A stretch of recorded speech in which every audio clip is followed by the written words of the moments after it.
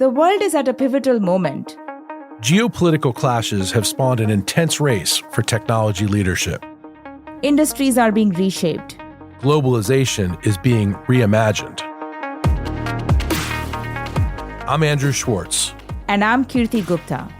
We're here to break down how geopolitics and technology are impacting our economy, our security, and our daily lives. This is GeoTech Wars.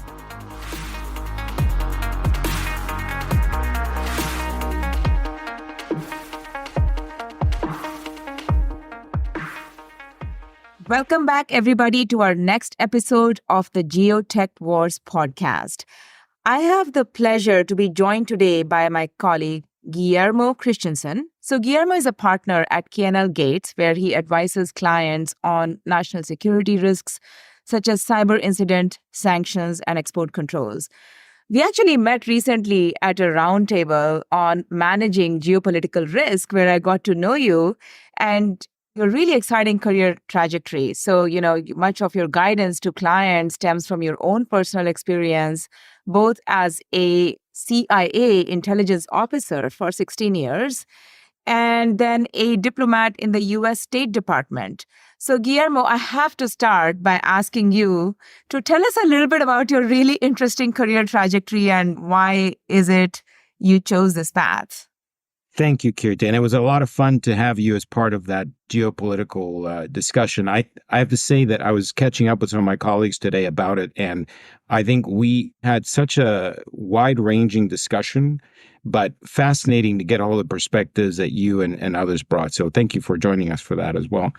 So I don't know that I chose this path as much as sometimes the path chose me. I don't want to sound like a Star Wars analogy, but I am a big Star Wars fan. So a lot of it was, and it's something that comes up sometimes when friends of mine will ask me to speak to their kids who are thinking of going into the CIA or doing diplomacy or something like that. A lot of times they will ask questions like that. How did you come up with a plan? I'm going to be very brutally honest. There was no plan. It was just a lot of discrete decisions that in the moment looked like they were great ideas and they've worked out pretty well, but it wasn't a plan.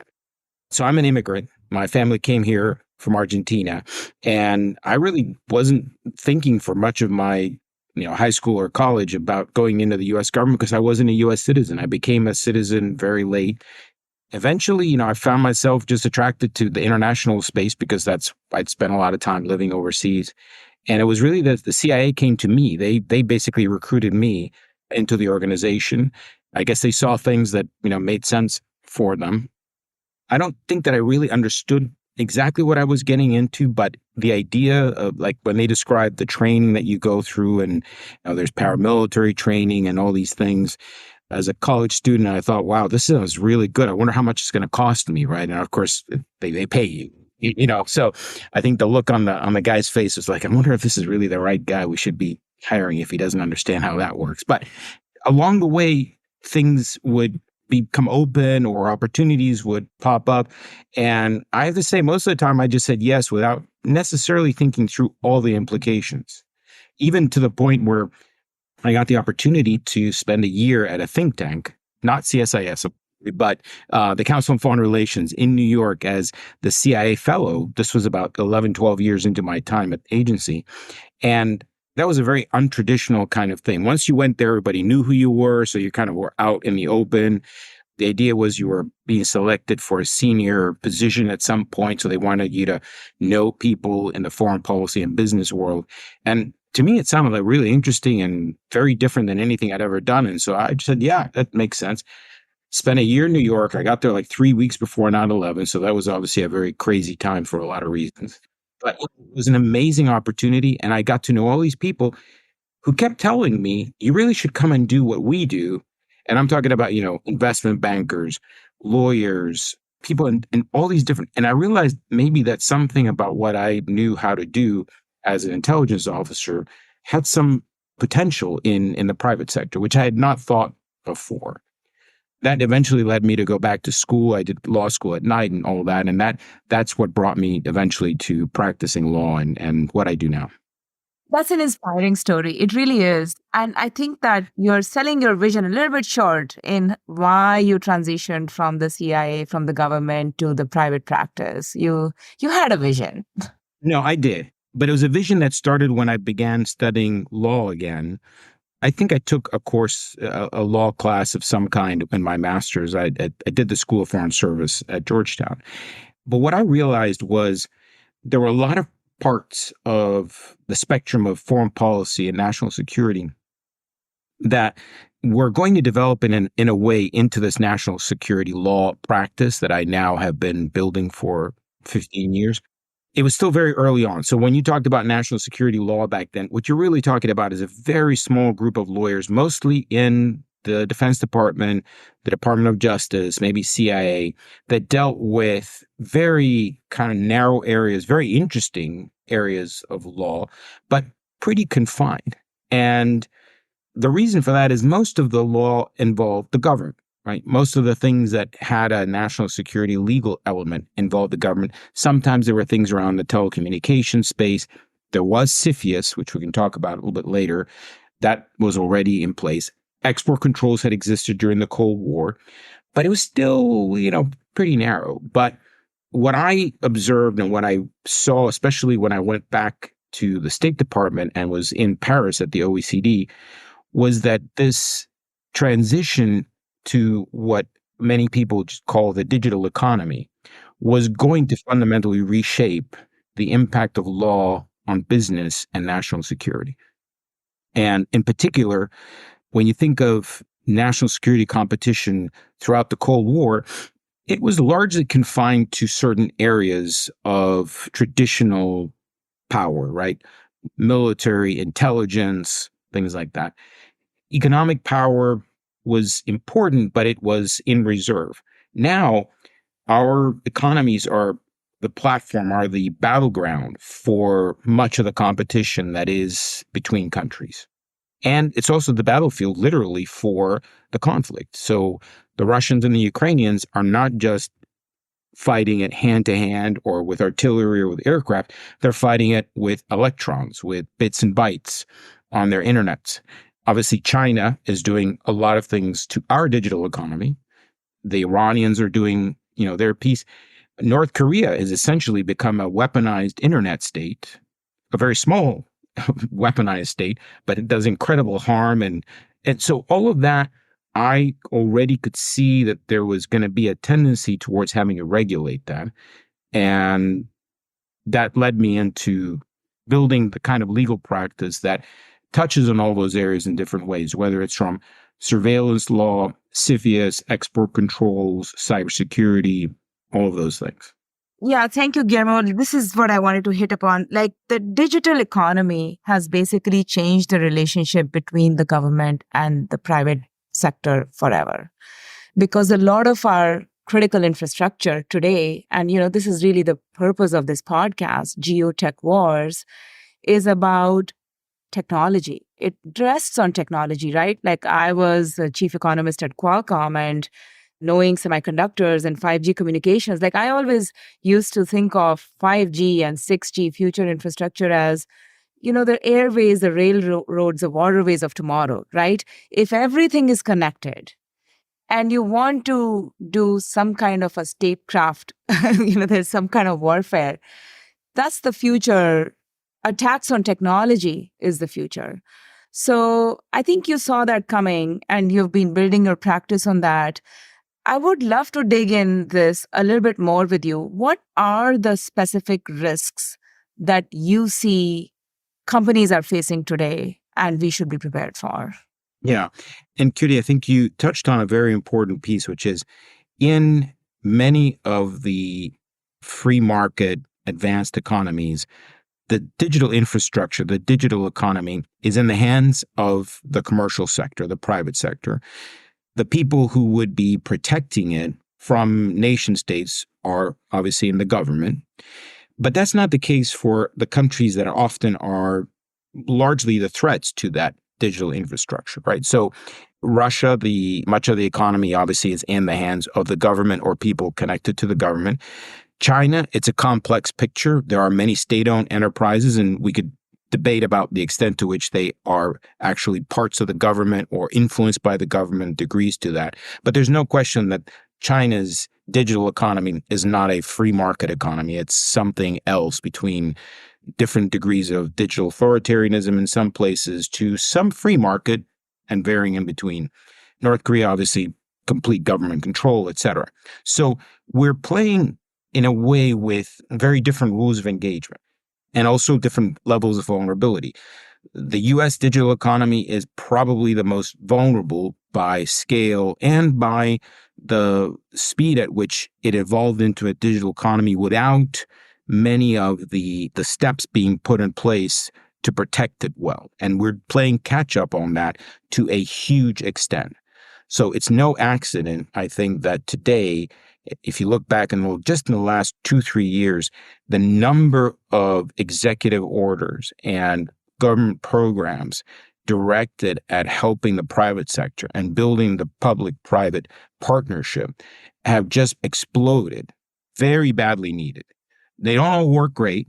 There's a lot of things that could be improved, but I have no question in my mind that it's long overdue for that connectivity between the government and the private sector to be vastly improved as far as cybersecurity goes. Interesting. Yeah. I mean, technology always moves much faster than policy and regulation. But now we are living in a geopolitical regime where our adversaries have sort of the state and policies far more tightly coupled with tech progress than we do. It's to our benefit, largely, but also could be to our detriment if we aren't careful. One area, for example, that has been very interesting to observe is we understand that data of all kinds has an enormous value. And if I compare the United States with the European Union approach to this, for example, we've taken different approaches, not hugely different, but different approaches, in part driven by the fact that many of our companies have been very successful in innovating into making data a huge revenue generator. And in Europe, that was not the case. So we have been much more open, and we have been hands-off on that. The problem with that, of course, is that a lot of our data has been misused not by the Europeans, but by the Chinese and others. And so now people are starting to think about, and the administration just proposed studying this problem through an executive order for the first time, really, putting in place data export controls on the personal data of American people. That's a very radical approach. And yet, I think most people, when you explain it to them, they're kind of looking like, don't we already do that? Shouldn't we already be doing that? It's a surprise, I think, to your average American that if the Chinese wanted to buy from a data broker 100 million records from American, say, genomic data or personal data, there's no limit. There's no export control on that at this time, if they just did it like a commercial entity. In fact, the U.S. government has more limitations on how it can acquire that data and use it than perhaps a foreign government would. That's incredible. Wow. You raised a couple of things that you are seeing in your practice as issues companies need to deal with. Let's talk a little bit about CFIUS checks, what those are and how you're seeing that play out. Yeah, and CFIUS, so this is one of the older national security kind of components of trade and law. Goes back to the 70s, and it's interesting because it does reflect whatever the current political controversies are over foreign investment in the United States. So it's at different times it's been directed at the Japanese, the Saudis, but for the last 10 years it's been very much focused on China, and I think that's where it's going to stay for a while. And basically, it looks at any foreign investment that's coming in from another country, and it can be investment or acquisitions of a U.S. business that then has some national security component. So it could be, obviously, if a telecommunications company is being acquired by a Chinese company, that obviously would be an area of concern, defense companies. But increasingly, it has the scope of the reviews, and there have been some changes in the law going back to 2018.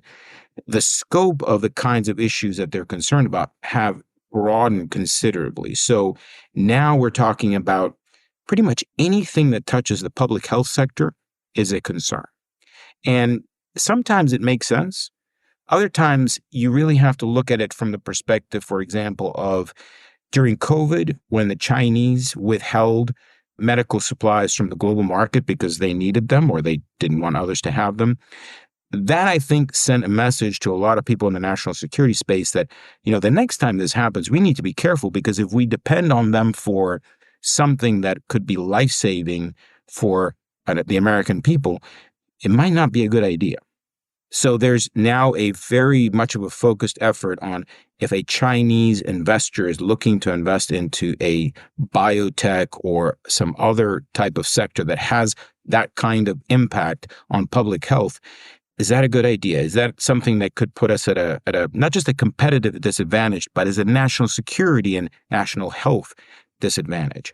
Which, again, it makes sense, but one of the challenges is these are not things that are clearly laid out, right? So there are general statements of these are areas of concern for the U.S. government. The government does helpfully provide a list of foundational and key technologies for the future that they're concerned about, but they generally are written in very broad terms: artificial intelligence, machine learning. So when you try to then put that into the context of, I have a client, they want to invest in this company, it's a startup, they're doing something very narrow in the AI space, does that have a national security implication? Probably not, unless you really anticipate it. So there's a lot of that, and this is why I love this. There's a lot of this that it's taken into account. You have to learn something about the technology, but you also have to put it in the context of the vulnerability and the threat of that thing or that business, and project forward, be almost like an intelligence analyst again, kind of anticipating what are the scenarios and the outcomes. So it's never a boring practice, and I rarely do the same thing more than once. So, yeah. It's not clean cut. This is the technology where we will have investment screening, and this is the technology where we want. Same thing for export controls. The Biden administration has obviously put a series of export controls. We talked about this at our roundtable too.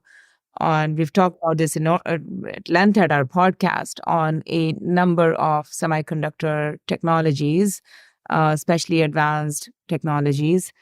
Again, it's really hard to know sometimes the definition. Do you see export controls as an area growing in your practice and also beyond semiconductors?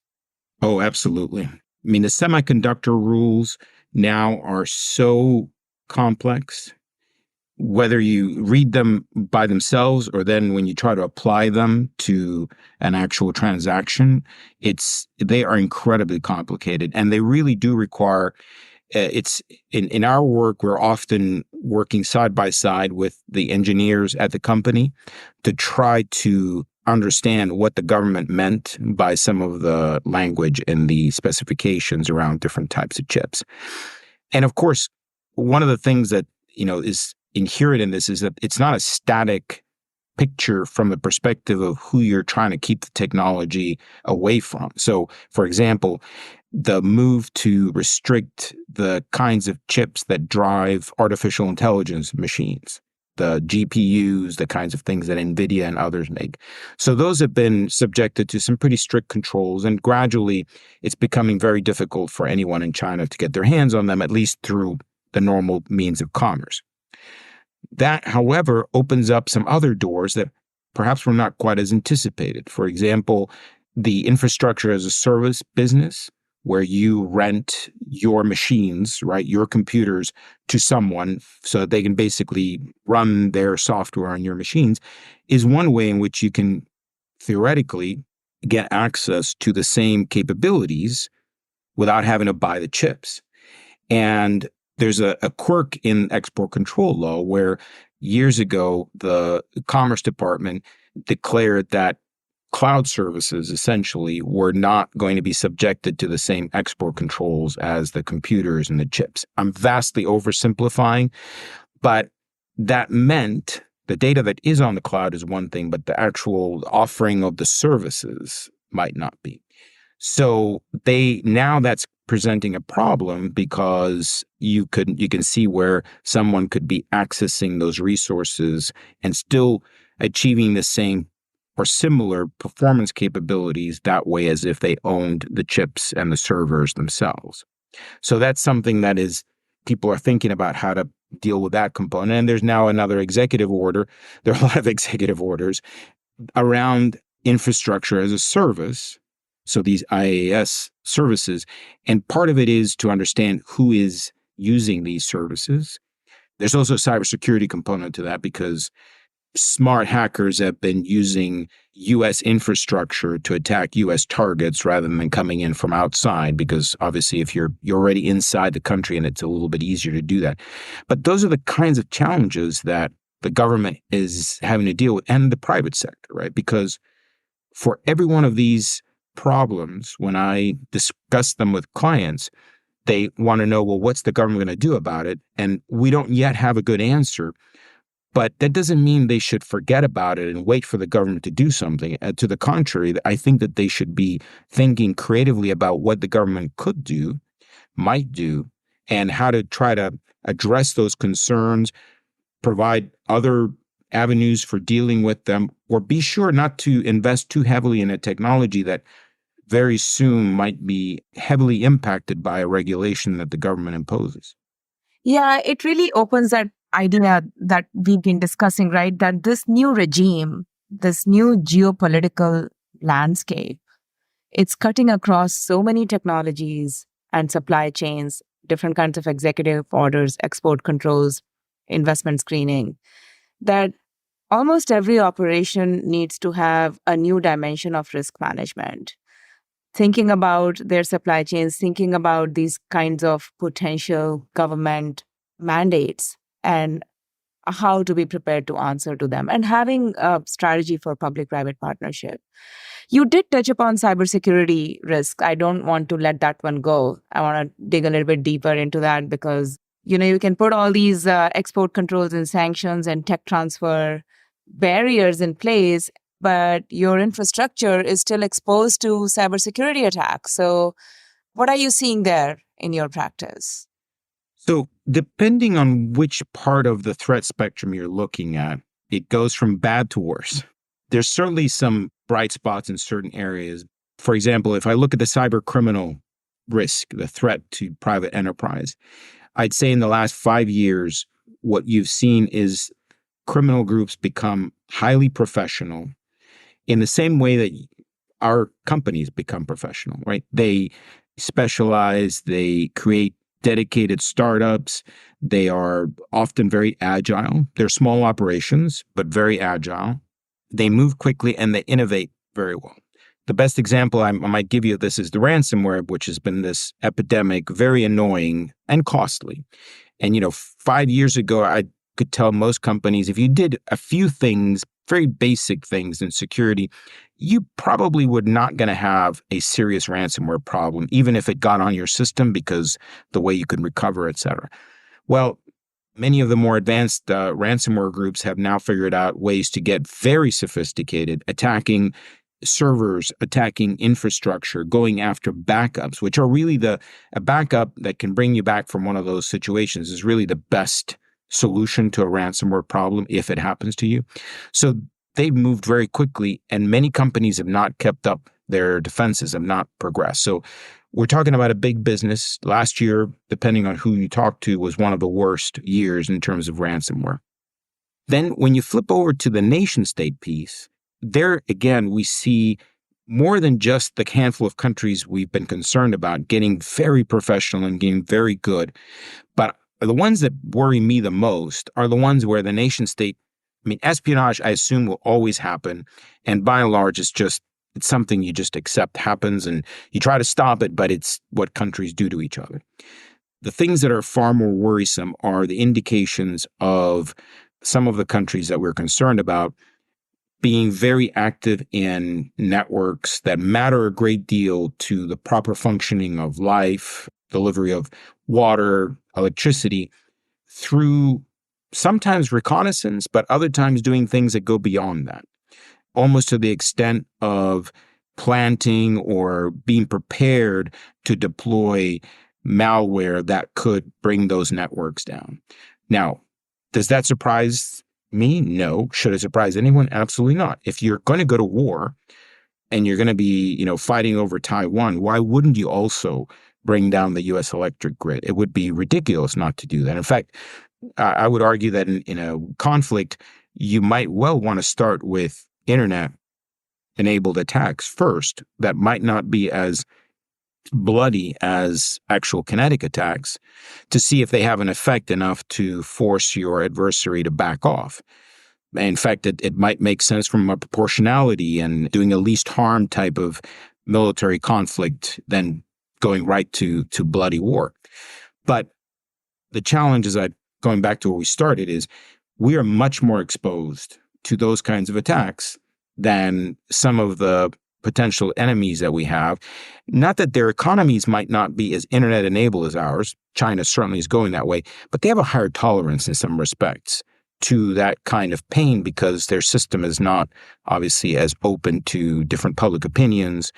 And so I can visualize a situation, Colonial Pipeline, for example, I think was a real turning point for our national security community on cyber, because even though it was not that serious of attack in terms of the energy infrastructure, it was a political bombshell, right? It was one of the first times when I think the President of the United States was being briefed regularly about a cyber attack and the implications. And I think people realized this could get really ugly, much worse than this level. And then what are we going to do? And we have seen ones that have been as ugly or worse than that. For example, when Saudi Aramco was attacked by the Iranians, and the Iranians basically destroyed most of the IT infrastructure of the company, that was a massive attack. Apparently, a lot of people didn't really pay much attention to that in the pipeline industry in the United States, because that, in a sense, is what Colonials went through, and their response doesn't appear to show much learning behavior, which is, I think, what drives people in the government to want to kick the private sector into doing more, because they do feel like this is not being taken seriously enough. That was going to be my question. I think, you had said to me, Guillermo, and I agree that, what the recent conflicts have shown us is that the digital and the physical worlds, realities of the war reverberate into each other, right? It's not just about command and control. It's also about how this is playing out in the internet. Cybersecurity attacks is kind of the front line of that. But again, the infrastructure is largely private. It's owned by these private companies. And not all companies are necessarily well prepared for managing those attacks. And yet they have broader national security implications than just the infrastructure of those companies themselves. Absolutely. And I think one of the things that is often very helpful to explain in this space is when we think about the internet and the technology that we use every day, right? So we're all more or less thinking about these devices, right? Which are actually quite secure, easily updated, replaced every 2 or 3 years by most people. So very state-of-the-art, brand new stuff. Behind that, there's an entire tech stack, an entire network of computers and devices, is servers, you name it. It can be 30 plus years old. As someone I know is fond of always saying, your average ATM machine is still running something called Windows XP, which probably most people who are going to listen to this podcast will never have to operate, but it's not that long ago. But we're talking about really old machines. Now, to be fair, some of those systems, provided that they're not connected to other systems, work just fine. The challenge, though, is we're trying to network everything. And there are good reasons for that. For example, the energy infrastructure, we're trying to create a massive network of energy devices from the supply chain all the way through to your car, because it makes them much more efficient. And if we want to achieve a clean, green economy, you're going to have to highly, highly digitize that. That creates the vulnerability, especially when you're taking old systems and basically exposing them to the internet in that respect. And then you see, servers that are unpatchable, right? The end of life is a term we use for these things. And basically it means you can't fix, if someone finds a flaw in them, and they all have flaws when they're discovered, there's really no way to commercially fix that flaw than retiring the system. But many times retiring it is so costly, and many companies just choose not to do that because it's very, very challenging. So I think we've covered a lot of ground, from screening of investments to export controls to cybersecurity attacks.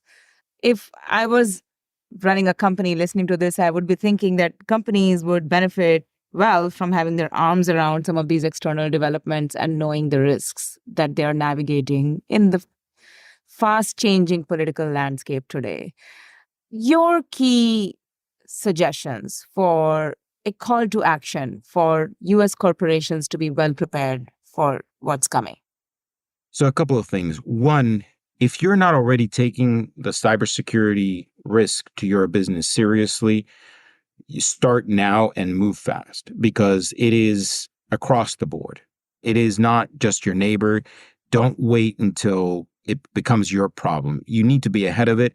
And soon the government is going to make it so that if you don't, you're going to pay a price. So from the SEC mandating far more transparency and disclosures, critical infrastructure, et cetera, get ahead of it.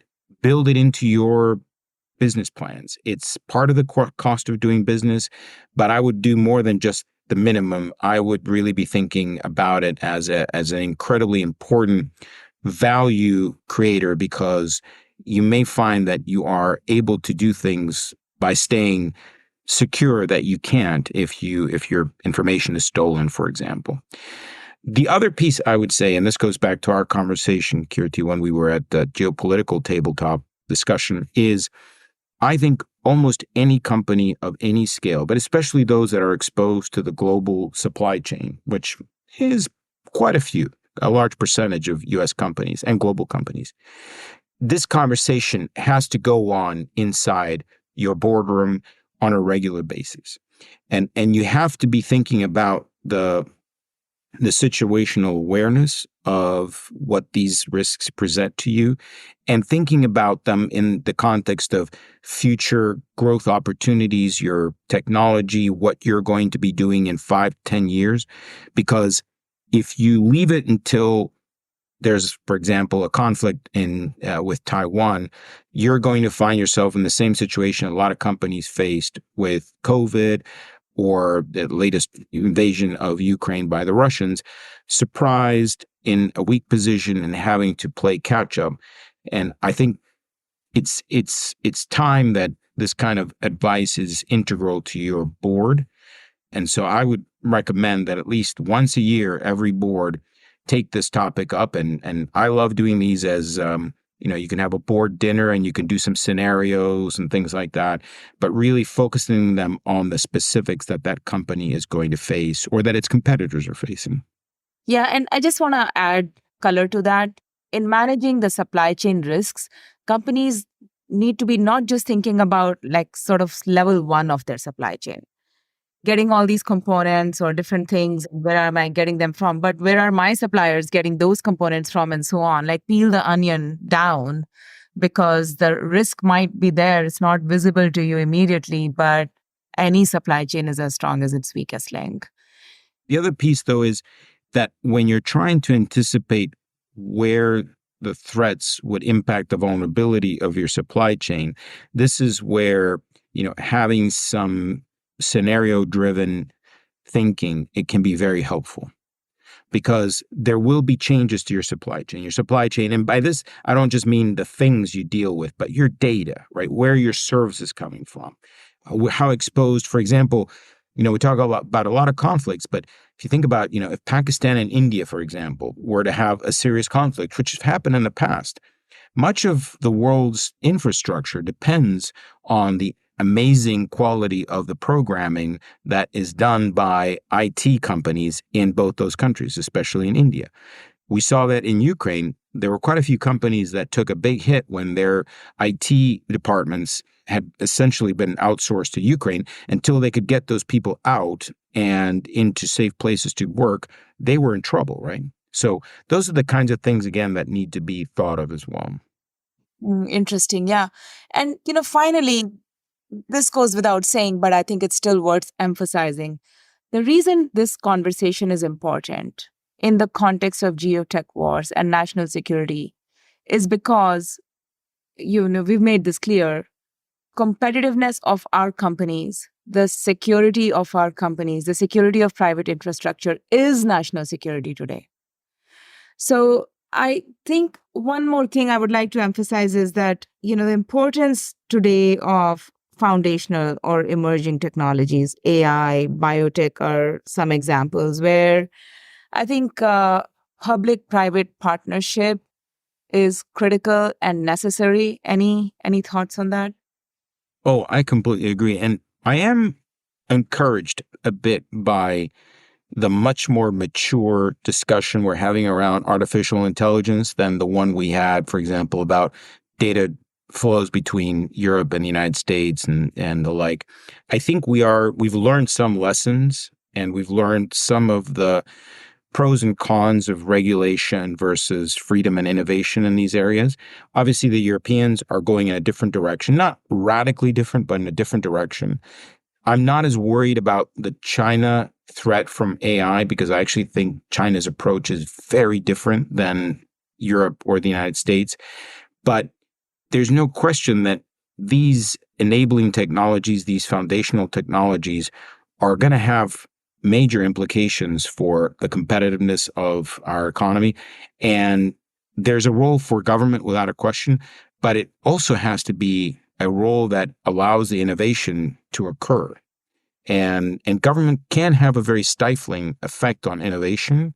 So we do need to be very careful of that. And I am heartened when I hear a few of the politicians who talk on these subjects say, well, we don't really understand AI. Should we really be messing with it? Other than emphasizing that the things that we've always believed are illegal or problematic about any conduct should be illegal, even if they're involving AI. So, for example, intellectual property should be an issue, whether it's done through theft, should be, whether it's AI or non-AI or et cetera, or child pornography. I don't care whether it's done through AI or not.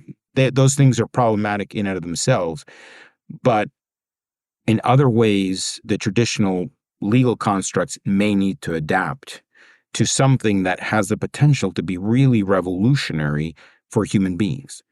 I couldn't agree more. I think we need to split hair on that one a little bit more. What does public-private partnership look like today in AI and some of these critical emerging technologies, and what needs to be done? How can we do better? But I think this has been a fantastic framing conversations about the risks that we are all needing to navigate in today's geopolitical landscape and what companies need to be prepared for. Guillermo, thank you for your time. Thank you for joining us in this conversation today. I enjoyed it very much, and I hope we can continue it. Maybe next time we'll talk more about the opportunities for mitigating the risks. We need to. Thank you again. Bye-bye. Thank you for tuning into GeoTech Wars. You can listen to more episodes on Apple Podcasts, Spotify, or wherever you listen to great content. Don't forget to rate and review us. Until next time.